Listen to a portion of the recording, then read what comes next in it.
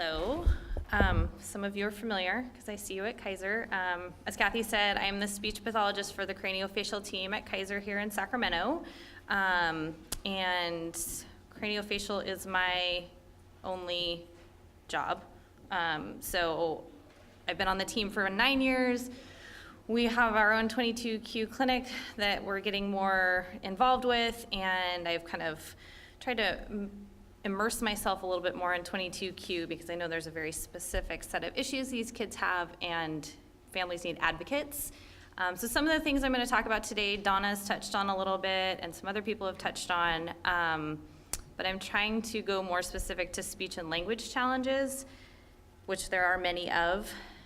It is a very wide range of issues, so I'm trying to condense it into a short talk. So if there's questions, feel free to ask them. I will do my best to cover everything. And I also want to be very transparent that I'm still learning about this diagnosis and what these kiddos need and are dealing with. So I don't have all the answers, but I'm trying to learn the answers. So just wanted to put that out there. So there's a lot of speech and language challenges for these kids. As mentioned, this is a spectrum diagnosis, so some kids are more impaired in areas than other kids. Not all kids are going to have the exact same issues, so it's really an individualized plan that we need to focus on in terms of speech and language therapy, because they're not all just going to fit in the box of speech or the box of language. And so we need to keep that in mind, and some of the things brought up about IEPs are going to be important for parents to know when they're going in to advocate for their kids. But another thing that's really important to remember is that, again, this is a lifelong diagnosis, and so some kids might need speech and language therapy early on, and then they will get to age level and they'll be doing well, but that doesn't mean that they are never going to need speech and language again.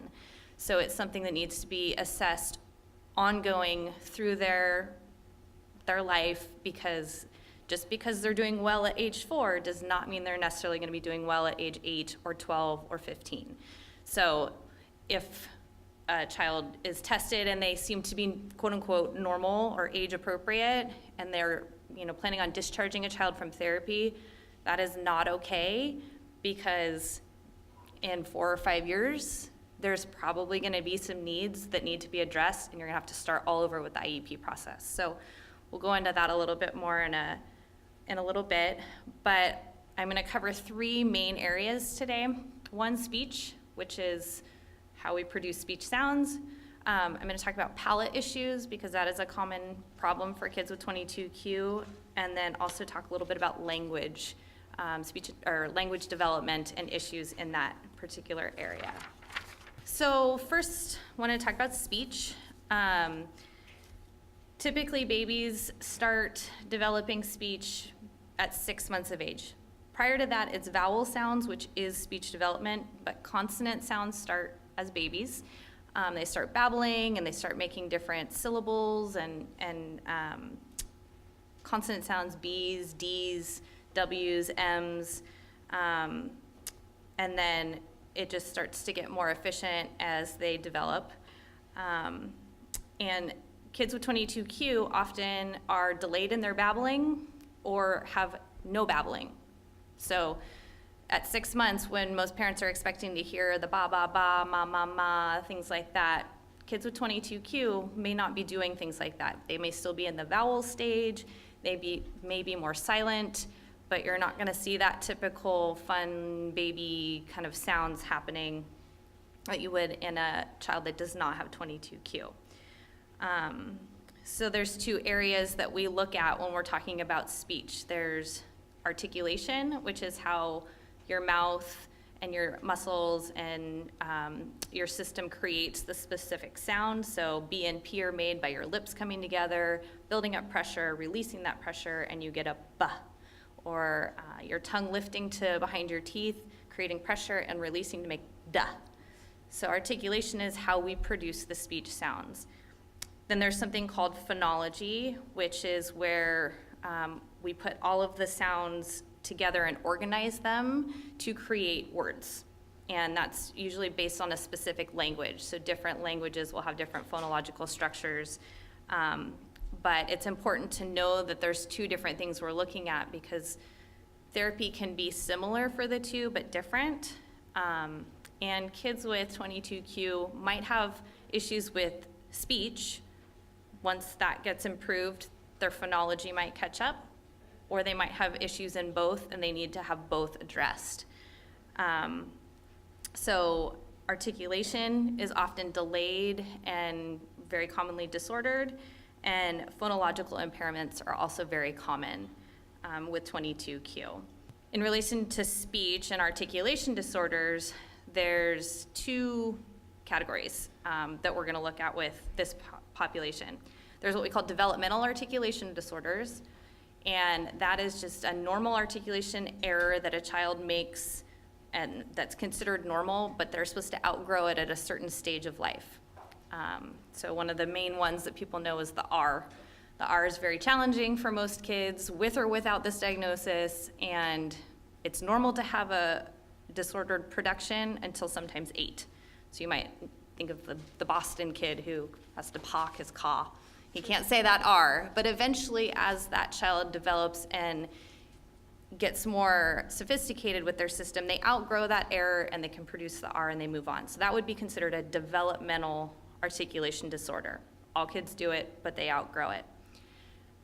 For 22q kids, the bigger issue with their articulation is compensatory articulation disorders. And those are learned errors, and those are errors that are not going to be outgrown. And they're most common with kids who have cleft palates, and kids with 22q often have some element of clefting. And so one of the things that can be a little tricky is making sure you distinguish between, is it a developmental error or is it a compensatory error, and then how do we handle this? So to go back a little bit to early speech sounds, kids with 22q often have limited babbling and sound play. I kind of mentioned that already. And they also have delayed acquisition of speech sounds. So that's also going to delay some of their expressive language and their vocabulary acquisition. And so speech and language, where they go hand in hand, again, they're very separate in how we deal with them sometimes. So compensatory articulation disorder is usually the most common disorder of speech in 22q. Again, it's most often present when there's some sort of a cleft palate.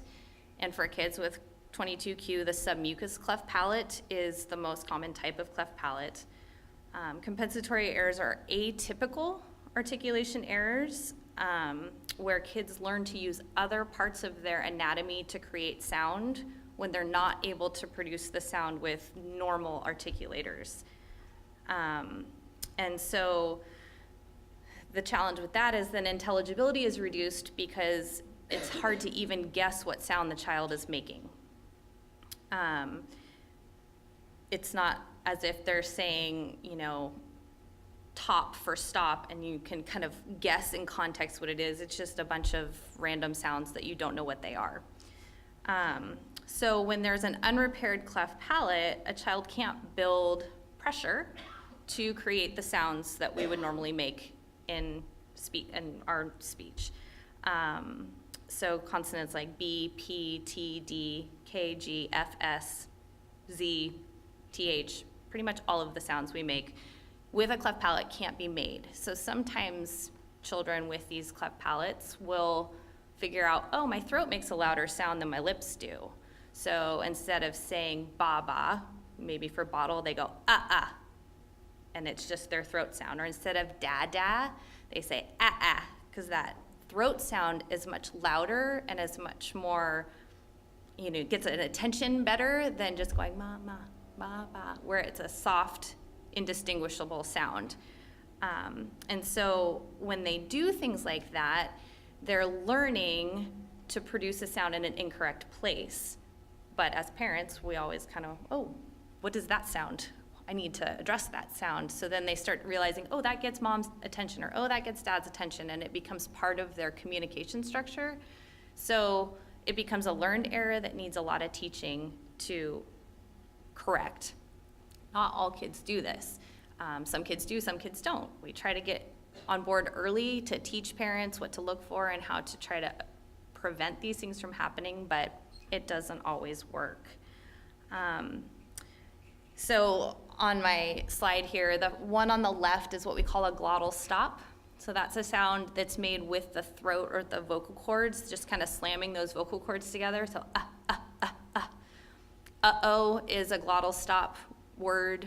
Our language, English, does not have glottal stops within its structure. There are a lot of other languages that do, which I'm not an expert in a lot of those, or many of those, but it can be challenging to try to fix them when they're supposed to be there, but we know in English that they're not supposed to be there, and we need to address those. Worst case scenario, they use the glottal stop for everything, and it's just They might change their vowel sound, but all their sounds are throat sounds, and it's kind of a guessing game. Like, I have no idea what that was supposed to be. Another common one for kids with a cleft palate, the one on the right, is called a nasal fricative, where the child will blow air through their nose instead of making the sound. And that is most common on sounds like S or F, sounds that continue. So something like for would be for, where they're blowing the air out of their nose, or sister would be and again, that's more of a learned error most of the time. It can sometimes be an issue if the palate's still not functioning correctly, but these are errors that are going to require speech therapy. A child's not going to outgrow them because there's no developmental basis for them. So a lot of times these errors are misdiagnosed as another type of issue. There's times, and occasionally I've seen it, where a child's eventually been referred to me for evaluation because they were being treated for another type of speech disorder, and finally it was questioned whether the palate was functioning. They've come to me, I've assessed, I've figured out that there's a palate issue, and it's ended up finding out that the child has 22Q. That's happened probably 3 or 4 times since I've been doing this job. And so it can be tricky, because unfortunately then a child's been receiving therapy that may not be 100% appropriate, but if we can diagnose this and figure it out, then we can address it. So a lot of times these misdiagnoses are either a praxia, which I'll talk about in a couple minutes, or sometimes just a sound omission, where the therapist says, oh, they're just emitting all these sounds, they're not making them, that's the problem, versus finding that they're incorrectly producing them and they need to be taught the correct way. The other big thing that's an issue for compensatory errors is sometimes they're seen as a muscle weakness problem. And so working with errors like this, there's feeling that oral motor exercises will help. Blowing, sucking, whistles, things like that, because, we need to teach the right airflow for these sounds. That is not the case. It's not a case of muscle weakness. Again, it's a case of mislearning, where the child has learned incorrectly how to produce these sounds. We need to teach them the correct way. Blowing a whistle is not going to teach them how to create a D by putting their tongue to the roof of their mouth. Sucking on a straw is not going to teach them how to make an F by putting their teeth on their lips and blowing out their mouth. So there's a lot of literature that states that oral motor exercises are not recommended and are not standard practice, but a person who's not familiar with this particular diagnosis may not be aware of that, or with cleft palate speech errors in general may not be aware that that's not appropriate. So as a therapist who deals with this, I like to make sure my parents know, in case they encounter a therapist who says, we're going to work on blowing and whistles and all of these special tools, that you can say, no, that's not it. We don't need to do that. So we have to make sure that therapy is doing a speech context and not just a muscle exercising context. That being said, sometimes some of these issues are because the palate's not working. The palate's insufficient and it's not closing, and therefore a child's leaking air out of their nose. So maybe the for isn't fully their responsibility, it's just their palate's not closing, so they can't say for. Or instead of being able to say sister, they go because they're losing air out of their nose. that's where someone in my position is important, because we can kind of assess to figure out what it is. We have techniques that we will try in therapy. A lot of times we'll plug the nose, see how that happens, or see what happens if we do that. Because for instance, if I was to plug the nose of a kid who goes more, and they go or, then that tells me, okay, they don't know how to make that sound correctly. They're blowing against me, plugging their nose. In their mind, they're supposed to be blowing air out of their nose to make that sound. However, if I plug their nose and they go for, I can say, oh, you know how to make that sound. And I have now given you the anatomy structure to make that sound. So this is not a learned error. This is more of a structural error.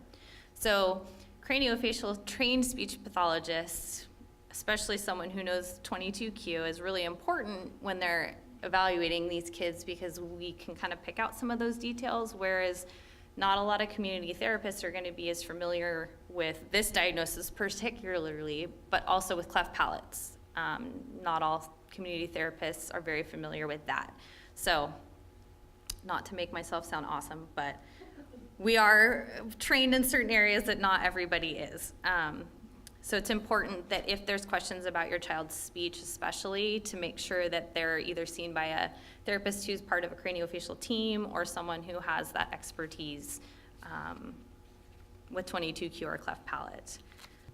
Sometimes you can also see motor speech disorders in 22Q. It's not necessarily all the time. They may be there, they may not be there, they may be more severe in some kids than other kids, but one motor speech disorder is dysarthria, and that's a neurologic motor condition that affects the muscles involved in speech. So it causes things like slow, labored, imprecise articulation, sound prolongations, irregular pausing between words and syllables, and then sometimes it sounds like a slurred speech, where it's not very clear and crisp. It's a little bit more kind of like they're tired, or there's just something not working right. And that can be seen in kids with 22Q because of low tone issues or just overall oral motor weakness. Sometimes it can be worse in the afternoon versus the morning as they get fatigued, but that is sometimes seen. And another motor speech disorder that is sometimes present but not always is apraxia. There's childhood apraxia of speech, which is a neurological childhood speech sound disorder where it's more of the precision and consistency of the movements that are needed for speech. So it can sometimes happen with neurological impairment, but not always. And it causes more issues in sound classes where there's a complex structure, so putting two consonants together in a blend, changing vowels often in a word, longer words that require more coordination of changing from one sound to the next vowel to the next. Sequencing speech and syllables together is difficult, and a lot of times you see a groping behavior where the child might be trying, like if you're working on imitation and you say, baseball, and the child starts, but it's like they're stuck. They can't get past a certain thing. And there's a lot of groping behaviors a lot of times, or they'll repeat the word and it will come out not what you said. You'll say baseball and they'll say bamba. Like, whoa, okay, that was not it. And so that's one of those things where it can sometimes be misdiagnosed for the compensatory errors because, again, you're not hearing the correct sounds with the compensatory errors. And apraxia, you're not hearing the correct word back. So if those are present, if the dysarthria or the apraxia are present with a speech disorder, they do need to be addressed, but someone needs to make sure that they can tease all that out and figure out exactly what the problem for the child is. Because if you're working on apraxia issues, when there's compensatory errors, it may still not be correct. So from compensatory errors, we talked about sometimes they're there and they may not be fully compensatory because it might be that the palate's not functioning. So submucous cleft palate is the most common cleft palate diagnosis for 22Q kids. It's not always present, but it can be. Some kids with 22q can have an overt cleft palate. Sometimes they have a cleft palate that's present that is not diagnosable from a clinical evaluation, from the anatomy perspective. Some of the hallmark signs to look for are bifid uvula, what we call zona pellucida. So in the picture, that there's usually kind of a translucent area in the palate, and any sort of speech signs that might go along with it, such as hypernasality, not being able to create pressure for most of the sounds that we make, and then also things like nasal regurgitation while eating. Those can all be signs of submucous cleft palate. Sometimes it can be what we call an occult submucous cleft palate, where when you look in the mouth, everything looks great. It looks like it's doing its job, but speech symptoms will be present. So again, hypernasality, not getting good strength on their consonants, nasal air emission, those are all things that could suggest an occult submucous cleft palate. If there is a cleft palate, there's what we call velopharyngeal insufficiency, VPI. If VPI is present, it is not fixable with therapy. It is a structural anomaly, it is not a learned issue, and really surgical management's the only way that it's going to change how a child sounds. So again, having someone who has the expertise in a cleft clinic or with this diagnosis to be able to say, yes, it does look like it's a structural issue, we need to do further assessment for palate management. That's really important. I've been getting referrals from school speech therapists about kids with hypernasality, and they're like, well, we've tried a lot of things and it's not improving. I'm not sure what to do. We've been trying oral motor exercises and all of these strengthening techniques, and it doesn't work. It's not gonna get you anywhere. So in that case, the child needs an evaluation with a craniofacial trained speech therapist. Often that leads to nasoendoscopy, where the head and neck surgeon will work with the speech pathologist. We go in with a camera, we do a speech assessment while we're videotaping the palate in motion. So the kids have to be awake, which is a little challenging, but can be done. But then that gives us a sense of what is the palate not doing? Why is this child leaking air? Why can't this child make these sounds? What do we need to do about it? And so for kids with 22q, there's a few other issues that the nasoendoscopy can help us figure out as well. Not only can we see that the palate's not closing all the way and that the kid can't make the sounds that they want to, but it can also show us if there's what we call velopharyngeal incompetence, where with this diagnosis, muscle coordination can be a problem. So sometimes on nasoendoscopy, we can see that the child's able to make the closure that they need to, but it can't maintain over a full sentence or a bunch of changes in sounds and a bunch of changes in vowels. So if that was the case, doing a surgery is not going to fix that. A surgery will fix the air leaking, but it won't fix the coordination part. And that's something that on a nasoendoscopy we could see and tell the family, all right, here's what our options are. This is what we can potentially help with, and this is what we're not going to be able to help with. So again, I can't stress enough that if a child needs a nasoendoscopy, that it be done with a speech pathologist, because it is a speech assessment. So we'll have certain sounds that we might want to make them repeat or put in different sentences and kind of help figure out what the main problem is. So moving on to language. I didn't cover cognition particularly in my talk. I know some people touched on, I think Donna touched on it a little bit.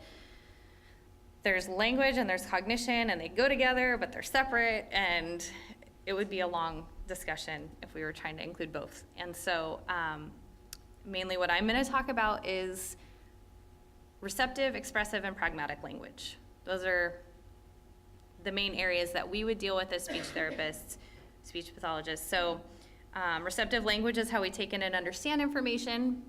Expressive language is how we use that to express a message or get our thoughts out.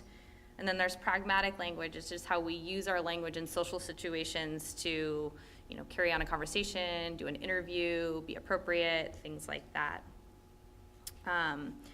So, as I mentioned before, there's limited babbling and sound play, which is going to result in a later development of vocabulary and later words coming for a child with 22q. There's often more mild issues with receptive language early on and more issues with expressive language, so the child can understand more than they can give back. There was a study back in 2001, and there's been a couple since then by Cynthia Salat. And in their study of 22q kids, they found that the mean age of a first word was 2.5 years. Most kids not dealing with any sort of diagnosis, their first words come between 9 and 12 months. You get mama, you get dada, and then by the time they're 15 months, you usually have 4 or 5 words that they're using to communicate some needs. Baba for bottle, night-night for going to bed. But for kids with 22q, 2.5 years of age was when they found the emergence of the first word. So that's pretty significantly delayed. In typical development, 2-word phrases start coming around age 2. That's the general benchmark. For kids with 22q, this study found that the emergence of phrases was around 3.5. So again, very delayed. So we already know that they're going to be delayed in their development and that their vocabulary is lacking early on.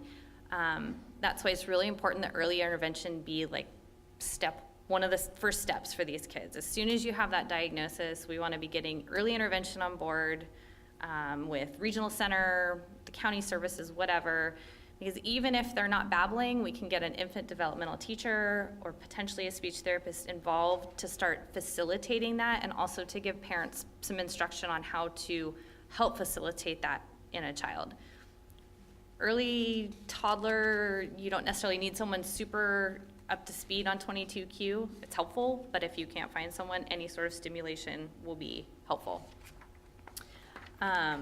And so all kids with this diagnosis need to be considered at risk for speech and language delay. So this is an ongoing issue, like I said, where we need to make sure that we're assessing these kids throughout their entire schooling.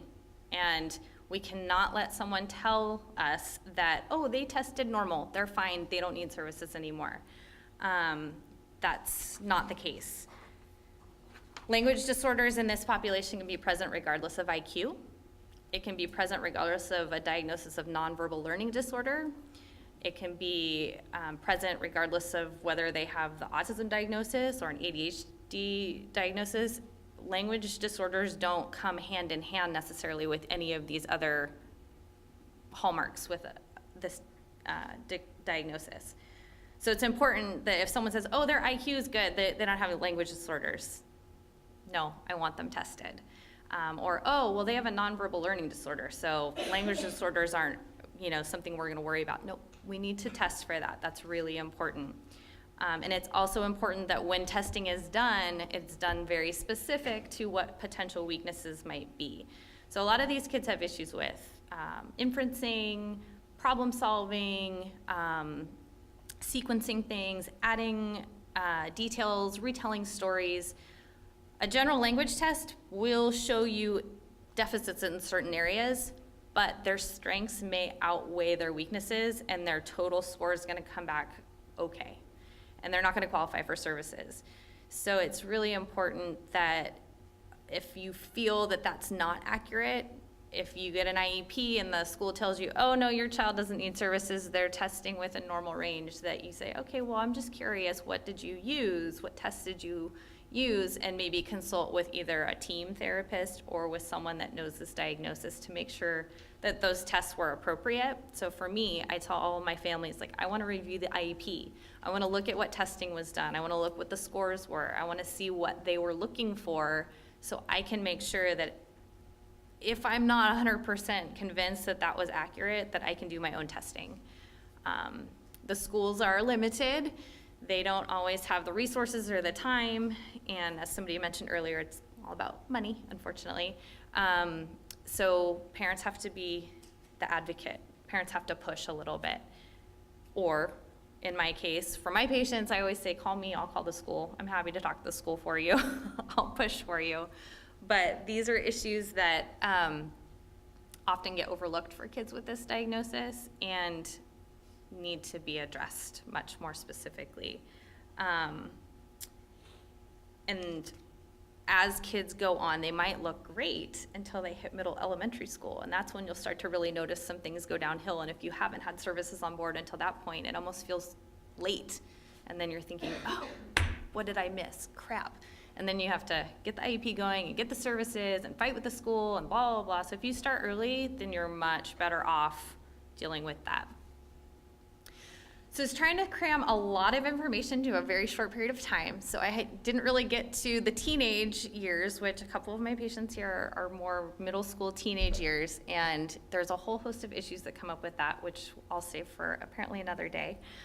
Or I'm happy to answer questions later. But pragmatic issues are huge and sometimes don't start to crop up until middle school. And that's things like peer relationships, being able to navigate your way through, a grocery store on your own, or, getting yourself into a position where you're going to go out into the community, you're going to be a functional member of society to where you can do things on your own, interviewing for a job, being able to read the other person. 22Q kids don't understand sarcasm. They don't get facial expressions. They don't get idioms or metaphors. And so that makes it really hard as they get older because that's social communication. That's life. And that becomes really challenging for them. So again, that might be one of their only issues, but if no one's looking for that, it's gonna get overlooked. So as speech pathologists, we do that too. We kind of do it all. Our title is a misnomer because we don't do speech. We don't just do language. We do everything. So that being said, I think I'm out of time. Sorry if I didn't touch on everything, but if there's more specific issues for speech and language that people would like to know about in the future, please let us know. We can gear our talk a little bit more towards that. So, thank you.